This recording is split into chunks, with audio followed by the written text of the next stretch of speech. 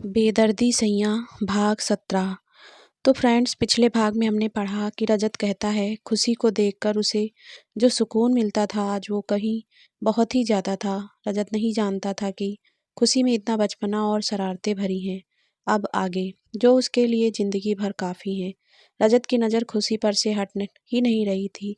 सादा सूट सलवार में वो उसे इतनी प्यारी लग रही थी। उसके सामने बाकी सब लड़कियां उसे फीकी दिखाई दी। खुशी ने रजत की ओर कप बढ़ा दिया। रजत ने कप लेना चाहा, लेकिन तभी खुशी ने वापस खींच लिया। फिर बोली, नहीं, ये तो मेरी जूठी हो गई, आप इसे नहीं पी सकते। रजत ने खुशी की बात सुनी और उसके हाथ से कप लेकर कहा, जूठा खाने से प्यार बढ़ता है, तुम मुझे पीने दो इसे। और रजत बिना रुके एक ही सिप में चाय को ख़त्म कर दिया। खुशी हैरानी से देखती रह गई। वहीं दादाजी अपने दोनों बच्चों को देखकर मन ही मन खुश हो रहे थे। रजत, खुशी और दादाजी तीनों ने बैठकर खूब सारी बातें की, लेकिन दोनों की ही हिम्मत नहीं हुई कि खुशी को ये बता सकें कि रजत को मुंबई जाना है। जब खुशी रात के खाने की तैयारी करने चली गई तो रजत भी जाने लगा। तभी दादाजी ने कहा, रजत, आज ही खुशी को इस बारे में बात कर लेना।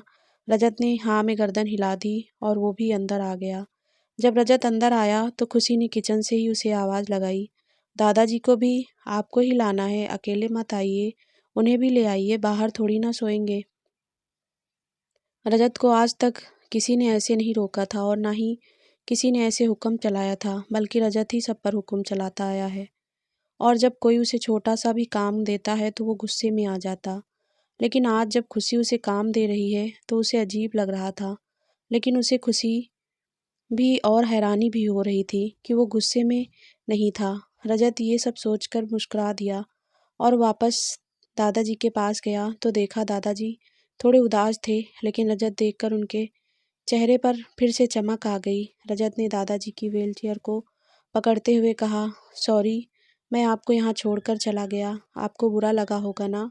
दादाजी ने ना में गर्दन हिलाई और मन ही मन बोले, थैंक यू खुशी बिटिया, मेरा रजत बदल रहा है, बस अब वो सब ना हो जिसका मुझे डर है। रजत और खुशी दोनों अपने कमरे में अपने अपने कामों में लगे थे। रजत लैपटॉप पर और खुशी बुक पढ़ रही थी। तभी रजत बोला, अच्छा खुशी, मुझे तुम्हें कुछ बताना है। खुशी ने बुक में देखते हुए कहा, हाँ बताइए ना। रजत, मुझे कुछ दिनों के लिए बाहर जाना पड़ रहा है, तो तुम अपना और दादाजी का ख्याल रख लोगी ना। खुशी ने बुक से अपना ध्यान हटाया और रजत के दूर जाने के डर से उसे देखते हुए बोली, कहाँ, क्यों जा रहे हैं। रजत उठा और खुशी के पास आकर बैठ गया। रजत ने खुशी के हाथ को अपने हाथ में लेकर कहा, एक डील साइन साइन करवानी है तो मुझे मुंबई जाना पड़ेगा। मैं कोशिश करूंगा बहुत जल्दी आने की। खुशी ने रजत के हाथों से अपने हाथ छुड़ा लिया और उसके चेहरे पर परेशानी के भाव उभर आए और वो बिना कुछ बोले वहां से बाहर आ गई। रजत ने अपना सिर पकड़ लिया। वो वहीं बैठा रहा। जिंदगी में पहली बार वो किसी को बताकर जा रहा था, उसकी परमिशन लेना चाह रहा था। वो भी डर रहा था कि उसके जाने से खुशी खुश नहीं रहेगी। किसी एक इंसान की खुशी के लिए आज वो इतना बदल रहा था कि एक एक कदम रखने के लिए 100 बार सोच रहा था। रजत ने अपने आप से कहा, मैं सच में बदल गया हूँ। रजत काम के सिलसिले में बाहर जाने वाली बात खुशी को बता चुका था। खुशी के रवैये को देखकर रजत ने फैसला किया कि वो अब मुंबई नहीं जाएगा। इसीलिए वो ये बताने के लिए दादाजी के कमरे के बाहर तक आ गया। रजत जब दादाजी के कमरे के बाहर खड़ा था तो उसे अंदर से कुछ आवाज़ सुनाई दी, जो उसे खुशी की सुनाई दी। रजत रुककर सुनने लगा। खुशी रजत की जाने वाली बात सुनकर सीधे दादाजी के कमरे में आ गई और जब दादाजी को सोया हुआ पाया तो वो बस वापस जाने लगी थी। लेकिन दादाजी ने जब किसी के आने की आहट महसूस हुई तो उनकी आंखें खुली और खुशी को वापस जाता देख उसे रोकते हुए कहा, खुशी, क्या हुआ बेटा, तुम यहाँ।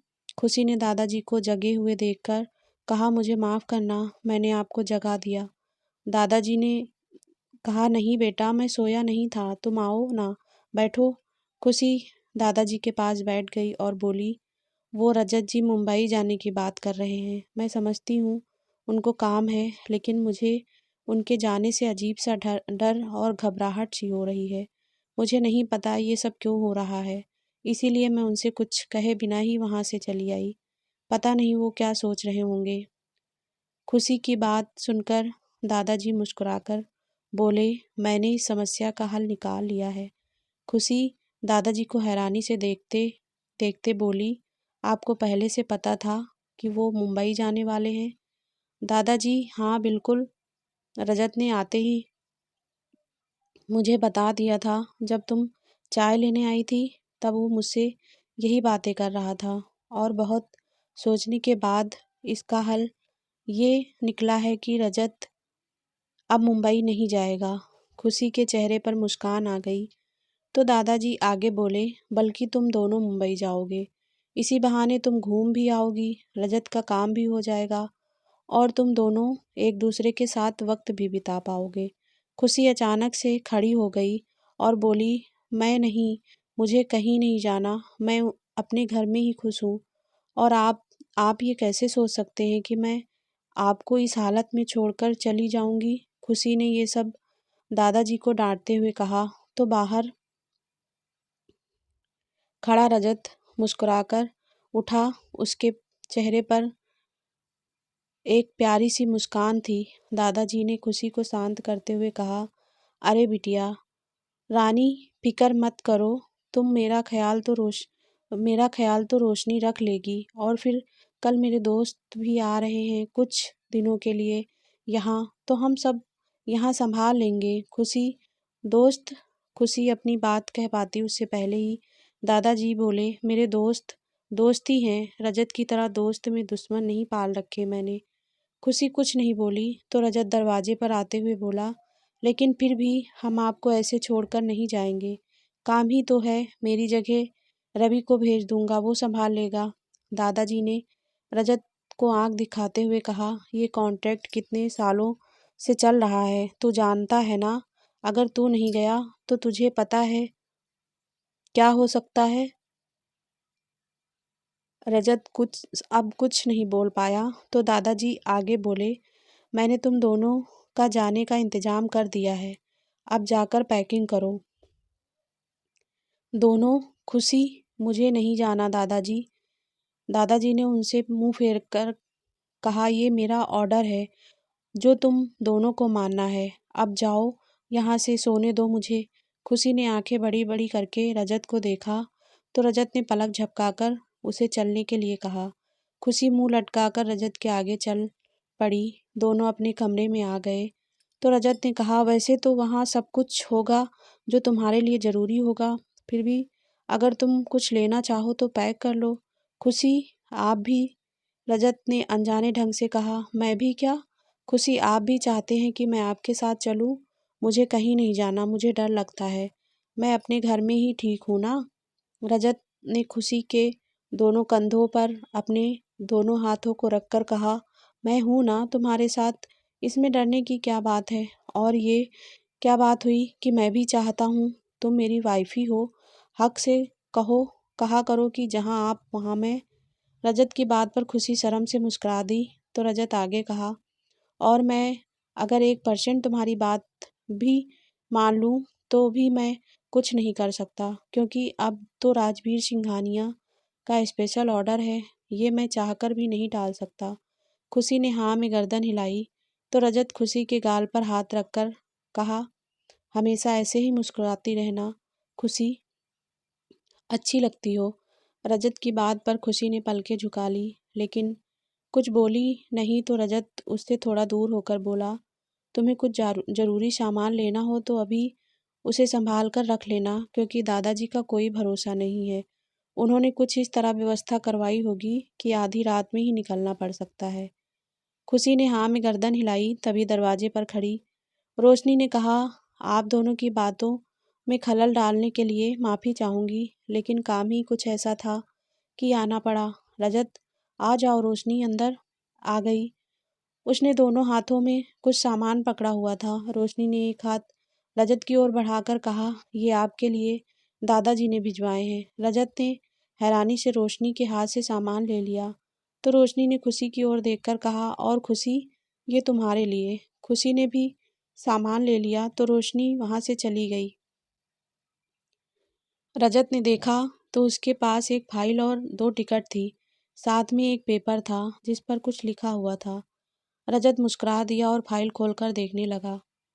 जब खुशी को लगा कि रजत के लिए तो काम का ही सामान है, तो उसने अपने हाथ में पकड़े बॉक्स को बेड पर रखकर खोला तो पाया उसमें 3 साड़ी जो बहुत ही महंगी और खूबसूरत थी। साथ ही कुछ ज्वेलरी थी और साथ में एक पेपर था। खुशी ने पेपर देखा और उसे खोला जिसमें लिखा हुआ देखा। उसने रजत की ओर देखा। रजत खुशी को ही देख रहा था तो उसने खुशी से पढ़ने का इशारा किया। खुशी ने पढ़ना शुरू किया। खुशी बेटा, ये साड़ी तुम्हारी दादी, तुम्हारी सास और तुम्हारी माँ की चुनी हुई है, तुम्हारे लिए। इन्हें तुम अपने विशेष अवसरों पर पहनना और अपने आप को कभी अकेली मत समझना। तुम्हारे प्यारे दादाजी, राजवीर सिंघानिया। खुशी की आंखों में आंसू आ गए और वो सुबक सुबक कर रोने लगी। तो रजत ने उसे अपने सीने से लगा लिया। वो जानता था कि खुशी को हमेशा से ही परिवार और अपनों की बहुत ज़रूरत थी और आज जब दादाजी ने उसे ये सब दिया तो खुशी अपने जज्बात को रोक नहीं पा रही थी। रजत ने खुशी को चुप कराते हुए कहा, देखो मिस खुशी रजत रजत सिंघानिया, अगर गलती से किसी ने दादाजी को ये बता दिया कि तुम रो रही थी तो मेरी खैर नहीं। वो मेरे साथ पता नहीं क्या करेंगे, क्या पता मुझे कौन सी सज़ा देंगे। इसीलिए प्लीज़ तुम चुप हो जाओ। रजत ने अपनी बात को बिल्कुल बच्चों वाले अंदाज में कहा जिससे खुशी के रोते हुए चेहरे पर भी मुस्कान आ गई। वो रजत से दूर हुई और अपने आंसुओं को पोंछते हुए बोली, मैं मुंह धोकर आती हूँ। रजत ने हामी भरी तो खुशी चली गई। रजत खुशी को देखते हुए मन ही मन बोला, दादाजी ने खुशी की माँ का जिक्र क्यों किया? क्या वो उन्हें जानते हैं या क्या वे खुशी को भी पहले से जानते हैं? यही सोचते सोचते रजत की नज़र उस पेपर पर गई जो दादाजी ने उसके लिए भेजा था। रजत ने पेपर लिया और पढ़ने लगा। रजत, मैं एक बार फिर कह रहा हूँ, पिछली बार की तरह ऐसा कोई काम मत करना जिससे कि मुझे तुम पर से फिर से भरोसा उठ जाए। और इस बार खुशी तुम्हारे साथ है, उसका ख्याल रखना। उसको किसी भी तरह की परेशानी नहीं होनी चाहिए। और हाँ, जल्दी से मुझे अपने परपोते या परपोती के चेहरे दिखा देना। मैं उनको देखे बिना मरने वाला नहीं हूँ। और तू अपना भी ध्यान रखना। तुम्हारे बाप का बाप, राजवीर सिंघानिया। रजत मुस्कुराकर बोला, दादू भी ना नौटंकी से कम नहीं है। रजत ने पेपर को वापस फाइल में ही रख दिया। तब तक खुशी भी बाहर आ गई। खुशी ने कपड़े चेंज कर लिए थे। अब उसने सादा सूट और सलवार पहन लिया, लेकिन बिना दुपट्टे लिए ही रजत की ओर बढ़ने लगी। खुशी को देखते ही रजत को दादाजी की नोट में लिखी हुई बात याद आ गई, जिससे रजत ने मुस्कुराते हुए गर्दन हिलाई और फाइल को टेबल पर रखकर लैपटॉप खोलकर बैठ गया। खुशी ने रजत को काम करते हुए देखा तो वो बिना कुछ बोले जाकर लेट गई। खुशी ने सोने की बहुत कोशिश की लेकिन उसे नींद नहीं आई तो वो बैठ गई और गुस्से से रजत को देखते हुए बोली, आपको नहीं सोना है तो बाहर जाकर काम करिए, मुझे लाइट में नींद नहीं आ रही। रजत ने हैरानी से खुशी को देखा। उसने झट से लैपटॉप बंद किया और लाइट ऑफ करके बोला, अब ठीक है? खुशी कुछ नहीं बोली तो रजत भी बेड की दूसरी ओर आकर लेट गया। कुछ देर तक किसी ने कोई आवाज़ नहीं की। लगभग 5 मिनट बाद खुशी ने करवट बदली तो रजत को लगा कि खुशी सो गई है। इसीलिए रजत ने अपना फ़ोन उठाया और उसकी ब्राइटनेस फुल करके खुशी के चेहरे को देखा तो पाया खुशी आंखों को खोलकर छत को देख रही थी। रजत ने झट से लाइट्स ऑन कर ली और बैठकर खुशी से बोला, तुम सोई नहीं? नींद आ रही थी ना तुम्हें? खुशी ने मुंह लटकाकर कहा, नहीं आ रही है ना नींद, गुचुड़ पुचुड़ हो रही है। रजत, क्या क्या हो रही है? खुशी भी झट से बैठ गई और बोली, कल के लिए डर लग रहा है। मैं कभी घर से बाहर नहीं निकली, एक बार के लिए, एक बार के अलावा। अब वहाँ मैं कैसे, कुछ समझ नहीं आ रहा मुझे। रजत ने लंबी सांस लेकर कहा, तुम मुझे ये बताओ, तुम्हें मुझ पर भरोसा है या नहीं? खुशी ने तपाक से कहा, नहीं। जब रजत ने खुशी के मुंह से ना सुनी तो उसकी गर्दन हैरानी से हल्की सी झुक गई और आंखें थोड़ी खालेपन में उसे देखने लगी। तभी खुशी बोली, नहीं नहीं, मेरा कहने का वो मतलब नहीं था जो आप सोच रहे हैं। मैं ये कहना चाह रही हूँ कि आप वहाँ मुझसे परेशान हो जाएंगे, काम करेंगे या फिर मुझे संभालेंगे। अब रजत खुशी को घूरने लगा तो खुशी ने दांत दिखा दिए। तो रजत ने कहा, सो जाओ चुपचाप, और अब अगर ज़्यादा बोली तो अभी ले चलूँगा। खुशी ने अपने नीचे वाले होंठ को बच्चे की तरह बढ़ाया और चुपचाप लेट गई। रजत ने फिर से लाइट ऑफ कर दी और सो गया। अगले दिन सुबह 5 बजे रोशनी ने दरवाज़ा नॉक किया तो खुशी की आंखें खुली। खुशी ने अपने बगल में रजत को सोया हुआ देखा और जल्दी से उठकर दरवाजे पर आई तो रोशनी की आंखें हैरानी से फैल गई।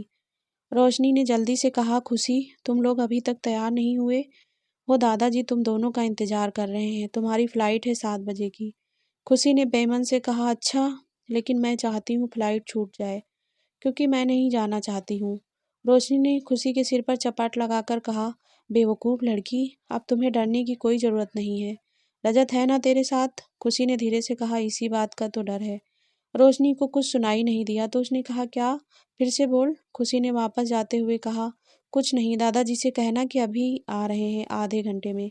रोशनी चली गई तो खुशी अंदर आई और रजत की बाजू पकड़कर उसे उठाते हुए बोली, रजत जी उठ जाइए, आपकी फ़्लाइट है 7 बजे की। रजत ने नींद में ही कहा, मेरे अकेले की नहीं, तुम्हारी भी तो है।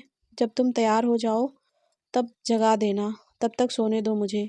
खुशी ने मुंह बनाया और नहाने चली गई। जल्दी से खुशी तैयार हो गई तो उसने रजत को उठाने की कोशिश की, लेकिन रजत नहीं उठा तो उसने पानी का गिलास रजत के मुंह पर उड़ेल दिया। अब रजत झुंझुलाकर बैठ गया तो खुशी ने टोन मारते हुए कहा, चलो कुंभकर्ण, अब दादाजी से डांट खाने के लिए भी तैयार रहना। रजत ने गुस्से से खुशी की ओर देखा, लेकिन खुशी की ओर देखते ही उसका सारा गुस्सा गायब हो गया, क्योंकि आज खुशी ने वही साड़ी पहनी थी जो रात में दादाजी ने उसके लिए भिजवाई थी। साथ में मैचिंग ज्वेलरी भी खुशी पर खूब जच रही थी। रजत तो पलक झपकाना ही भूल गया था। खुशी ने मुंह को टेढ़ा करके कहा, मैंने आधे घंटे में आने के लिए कहा था, लेकिन आधा घंटा तो आप मुझ पर गुस्सा करने में ही ख़त्म कर देंगे। इसीलिए दादाजी से आप खुद बात कर लीजिएगा, मैं चलती हूँ। खुशी वहाँ से जाने लगी तो रजत के चेहरे पर बड़ी सी स्माइल आ गई। उसने अपना सिर हिलाया और उठकर बाथरूम की ओर बढ़ गया। खुशी बाहर आई तो दादाजी उसे घूर रहे थे। खुशी ने अपने सिर पर पल्लू रखा और दादाजी के पैरों में झुककर उन्हें नमस्ते करके बोली, आप मुझे कुछ मत कहिएगा, मैंने देरी नहीं की है, बल्कि मुझे तो पता ही नहीं था वक्त का, उन्होंने बताया ही नहीं। खुशी ने अपने मासूम से चेहरे को और मासूम बनाकर कहा तो दादाजी मुस्कुरा दिए और मुस्कुराते हुए बोले, आने दो उसे, दोनों मिलकर डांट लगाएंगे। खुशी ने खुश होकर झट से गर्दन हिलाई और किचन की ओर जाने लगी तो दादाजी बोले, खुशी। खुशी रुककर दादाजी को देखने लगी तो दादाजी ने आगे कहा, आज तुम बिल्कुल अपनी माँ की तरह दिखाई दे रही हो। खुशी मुस्कुरा दी और किचन में चली गई। कुछ देर बाद जब रजत तैयार होकर आया तो 6 बज चुके थे। दादाजी ने रजत के आते ही उससे कहा, रजत सिंघानिया, तुम वक्त के पाबंद हुआ करते थे, तुम्हारे नियम कानून कहाँ गए? रजत दादाजी के पास बैठकर बोला, अभी भी 1 घंटा है दादू, आप एक मौका नहीं छोड़ते ना मुझे डांटने का। खुशी किचन से बाहर आते हुए बोली, चलो दादाजी, आपको नाश्ता खिला दूँ। खुशी दादाजी के पास आई ही थी कि रजत ने उसके हाथ से प्लेट लेकर कहा, आज दादाजी को नाश्ता मैं कराऊंगा। खुशी ने वापस छीनते हुए कहा, नहीं, मैं रोज करवाती हूँ तो आज भी मैं ही करवाऊंगी। आप अपना नाश्ता कीजिए, रोशनी दीदी लेकर आ रही हैं आपके लिए। खुशी और रजत दोनों नाश्ते के लिए झगड़ने लगे। दादाजी उन्हें देखकर कहने ही वाले थे कि तभी दरवाजे पर खड़े एक बुजुर्ग औरत ने कहा, आज राजवीर को नाश्ता मैं कराऊंगी। रजत और खुशी दोनों हैरानी से बुजुर्ग औरत को देखने लगे तो दादाजी मुस्कुरा दिए और मुस्कान के साथ बोले, हाँ, अब तुम दोनों की मुझे कोई ज़रूरत नहीं है, तुम दोनों जाओ, अपनी फ़्लाइट पकड़ो, मुझे नाश्ता करवाने वाली आ गई है। रजत ने मुंह बनाकर प्लेट खुशी को पकड़ा दी और खुद जाकर नाश्ता करने लगा। खुशी ने आने वाली बुजुर्ग को देखा और मुस्कुराकर बोली, हमारे घर में आपका स्वागत है, आप जो कोई भी हैं, आपका बहुत धन्यवाद, लेकिन मेरे दादू को नाश्ता तो मैं ही खिलाऊंगी। बुजुर्ग औरत मुस्कुरा दी और पलक झपकाकर खुशी को अनुमति दी। खुशी ने दादाजी को नाश्ता करवाया तो दादाजी ने कहा, खुशी ये तुम्हारी सुलेखा दादी जी हैं, मेरी और तुम्हारी दादी जी की कामन दोस्त। खुशी ने आंखें बड़ी बड़ी करके कहा, क्या? तभी सुलेखा बोल पड़ी, हाँ खुशी, हम दोनों बचपन के दोस्त हैं। शुक्र है हमारे बिजनेस वाले रिश्ते नहीं हैं, वरना अब तक हम भी दूर हो चुके होते। खुशी मुस्कुरा दी और बोली, सुलेखा दादी जी, मेरे दादाजी का बहुत सारा ध्यान रखना। अब खुशी ने दादाजी को देखते हुए कहा, और आप दादाजी, सुलेखा दादी का ध्यान रखना। अब खुशी ने रोशनी की ओर देखकर कहा, और रोशनी दीदी, आप सबका ध्यान रखना। खुशी ने नाश्ता किया और सबका आशीर्वाद लेकर रजत के साथ गाड़ी में बैठ गई। रजत और खुशी एक ऐसे सफर पर चल पड़े थे जिससे दोनों ही अनजान थे। रजत का अतीत और खुशी का डर अब खुलकर सामने आने वाला था। दोनों एक नई जिंदगी शुरू करने की चाह में थे, एक दूसरे को समझने की कोशिश में थे, लेकिन उनकी किस्मत को कुछ और ही मंजूर था। मुंबई। रजत की गाड़ी एक बड़े से मेंशन के बाहर आकर रुकी, जिस पर कपूर मेंशन लिखा था। ड्राइवर ने हॉर्न बजाया तो उस बड़े से मेंशन का दरवाजा खुला। ड्राइवर ने गाड़ी को मेंशन की ओर मोड़ दिया तो खुशी हैरानी से बोली, रजत जी, ये हम कहाँ आ गए? मुझे तो लगा था कि हम किसी होटल में रुकेंगे, लेकिन ये तो किसी का घर है। रजत ने मुस्कुराते हुए कहा, सब्र करो खुशी, ये अपना ही घर है। खुशी ने रजत की बात बीच में ही काट कर कहा, अपना घर होता तो यहाँ कपूर के स्थान पर सिंघानिया लिखा होता। रजत कुछ नहीं बोला क्योंकि ड्राइवर गाड़ी को दरवाजे के ठीक सामने रोककर बोला, साहब, सब आपका इंतजार कर रहे हैं। रजत और खुशी दोनों गाड़ी से उतरे तो सामने एक बुजुर्ग दंपति को खड़े देखा। रजत मुस्कुराकर बोला, ये है रितेश कपूर और उनकी पत्नी रोहिणी कपूर, दादाजी के बिजनेस पार्टनर और दोस्त भी। खुशी ने हाथ जोड़ लिए तो रजत और खुशी दोनों ने उनके पैर छूकर आशीर्वाद लिया। रितेश कपूर ने रजत और खुशी के सिर पर हाथ रखकर कहा, खूब तरक्की करो और खुश रहो। वहीं उनकी पत्नी रोहिणी ने खुशी की बलाएं लेते हुए कहा, बहुत खूबसूरत हो बेटा, बिल्कुल चांद का टुकड़ा, दूधो नहाओ पूतो फलो। खुशी बस हल्की सी मुस्कुरा दी तो उन्होंने दोनों को अंदर आने के लिए कहा। रजत और खुशी दोनों अंदर आ गए तो रजत ने इधर उधर देखते हुए कहा, बाकी सब कहाँ हैं? क्या कोई नहीं आया? रोहिणी जी ने लंबी सांस लेकर कहा, वो सब यहाँ रहे ही कब है बेटा, हमेशा से ही बाहर रहते हैं, रात में आएंगे सभी, और तुम तो जानते हो ना, बिजनेस अब उनके बेटों ने संभाल लिया है। रजत ने हाँ कहा तभी एक लड़की दौड़ती हुई आई और झट से रजत के गले लग गई। खुशी खाली आंखों से उन्हें देखने लगी तो रजत ने लड़की को खुद से दूर करके कहा, दूर हटो अनु।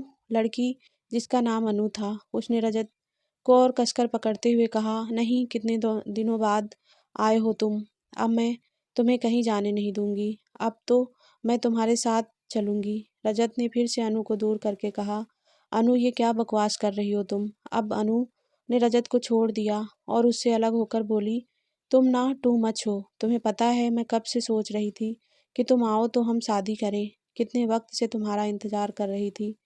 रजत ने अनजाने भाव से कहा, एक मिनट, तुम मेरा इंतजार और ये शादी, क्या मतलब है तुम्हारा? रजत ने बोलते हुए खुशी की ओर देखा जिसके चेहरे पर कोई भाव नहीं थे। अनु, ओहो रजत, अब बहाने मत बनाओ, सबको पता है कि तुम मुझसे प्यार करते हो। पिछली बार जब हम सब मिले थे तब तुमने मेरा कितना ख्याल रखा था, भूल गए तुम? रजत ने थोड़े तल्ख लहजे में कहा, अनु बकवास बंद करो, ऐसा कुछ नहीं था। वो अनु कुछ कहती उससे पहले उसकी नज़र खुशी पर पड़ी। अनु ने खुशी को नीचे से ऊपर तक देखा, फिर कुछ सोचते हुए बोली, तुम कौन हो और ऐसे बहन जी की तरह साड़ी लपेट कर क्यों आई हो? दिखने में तो खूबसूरत हो। खुशी कुछ नहीं बोली तो रजत ही बोला, अनु, ये मेरी पत्नी है, मिसेज खुशी रजत सिंघानिया। रजत ने जैसे ही ये कहा, अनु की आंखें और उसके चेहरे के अंदाज बदल गया। कुछ देर पहले वो खुशी को अनजान इंसान की तरह देख रही थी, लेकिन अब उसके चेहरे पर खुशी के लिए गुस्सा दिखाई दे रहा था। अनु ने कुछ देर तक खुशी को घूरा तो रोहिणी जी बोली, अनु, अब तो बस करो, तुम रजत की पत्नी के सामने ऐसी बातें कर रही हो, वो क्या सोच रही होगी रजत के बारे में? कुछ तो लिहाज करो। अनु गुस्से में बोली, आप चुप रहिए दादी माँ, आपको कुछ नहीं पता, रजत ने मुझसे क्या क्या वादे किए थे। अब अनु खुशी की ओर देखकर बोली, और लड़की, तुम रजत मेरा है और मेरा ही रहेगा। तुम्हारे लिए उसने किसी खास वजह से शादी की होगी, लेकिन प्यार तो वो मुझसे ही करता है, समझी? रजत हैरानी से अनु को देख रहा था और साथ ही वो खुशी का चेहरा पढ़ने की कोशिश भी कर रहा था कि आखिर खुशी क्या सोच रही थी उसके बारे में। लेकिन खुशी का चेहरा पहले की तरह ही शांत था और बिना किसी भाव के था। रजत ने अनु की बाजू पकड़कर उसे दूर धकेलते हुए कहा, अनु, मैंने तुमसे कोई वादा नहीं किया था और तुमने मेरी पत्नी से ऐसे बात करने की हिम्मत कैसे की? जब रजत ने खुशी की साइड ली तो अनु बस उन्हें घूर कर देखा और वहां से चली गई। उसके जाते ही रोहिणी जी खुशी के पास आकर खुशी का हाथ अपने हाथों में लेकर बोली, बेटा, अनु की बात का बुरा मत मानना, वो थोड़ी अलग है।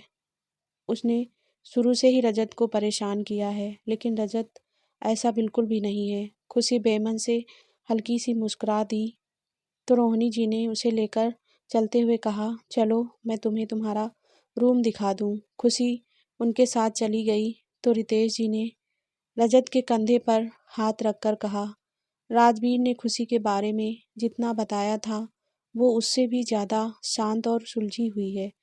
रजत मुस्कुरा दिया तो रितेश जी ने उसे बैठने का इशारा किया। रजत बैठ गया और दोनों काम के बारे में बात करने लगे। रोहिणी जी ने खुशी को उसके कमरे रूम तक पहुंचा दिया और वापस जाने लगी तो खुशी ने उन्हें रोकते हुए कहा, आंटी, आप कुछ देर मेरे साथ बैठ सकती हैं प्लीज़? रोहिणी जी ने मुस्कुराते हुए कहा, हाँ बिल्कुल। ये कहकर वो पास पड़े सोफे पर बैठ गई तो खुशी भी उनके पास आकर बैठ गई। खुशी ने रोहिणी जी से कहा, आपके घर में और लोग भी तो होंगे ना आंटी? कहाँ हैं सब? रोहिणी जी ने बिना किसी भाव के कहा, ये घर नहीं है, ये मकान है बेटा। सब अपने अपने कमरों में रहते हैं, कोई किसी के साथ नहीं बैठता, किसी के पास वक्त नहीं है तो कोई काम में व्यस्त है। खुशी कुछ नहीं बोली तो रोहिणी जी आगे बोली, मेरे दो बेटे हैं और एक बेटी है। दो बहुएं हैं जो इतनी मॉडर्न है कि मुझसे बात करना तो उन्हें जैसे फजूल ही लगता है। दो पोते हैं और दो पोतियां हैं। एक से तो तुम मिल चुकी हो, दूसरी रात में आएगी यहाँ और सुबह फिर अपने दोस्तों के साथ चली जाती है। खुशी ने उदासी से कहा, इतना बड़ा परिवार होने के बाद भी कोई किसी से बात नहीं करता। तो दोस्तों, ये पार्ट यहीं समाप्त होता है। अब आगे के पार्ट में देखते हैं कि क्या होने वाला है कहानी में।